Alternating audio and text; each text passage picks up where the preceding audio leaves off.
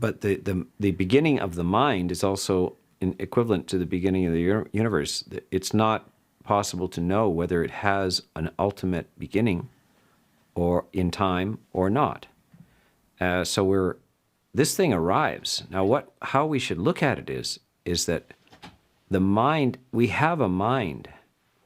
And the problem with the mind is when you identify it as your mind, you can't, if I ask you, when did you make your mind? How did you make your mind? How do you create your mind? You say, well, I didn't make it. It's just there. So the issue here with the mind is not where it comes from. It's your mistaken idea that it's your mind. And we can plainly see that we have no idea where it came from, even to much how it works on a personal basis, because a lot of it is out of our control. It does things that we don't know how it does, and we can't manage to control them. So this tells us a lot of important information about our relationship to our own mind. And our relationship to our own mind is one of acknowledging that it's a natural process which we are not the owner of. We are not the ultimate controller of. We are not the inventor of. So this is the practice of what's called anatta, or non-self. So the lack of a self, which is the creator or controller of the mind. If anything, we can say that the mind is the property of Mother Nature, as is the body. The body, we do not make our own body. We don't know how the thing works. It just grows by itself.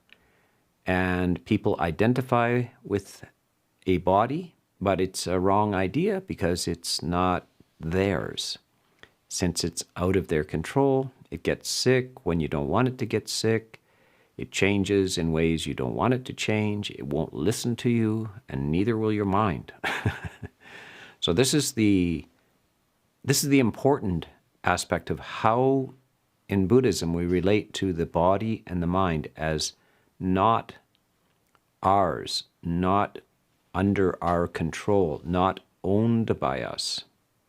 And this relieves us of a lot of difficulties, because when you have a sense of ownership of things that distress arises.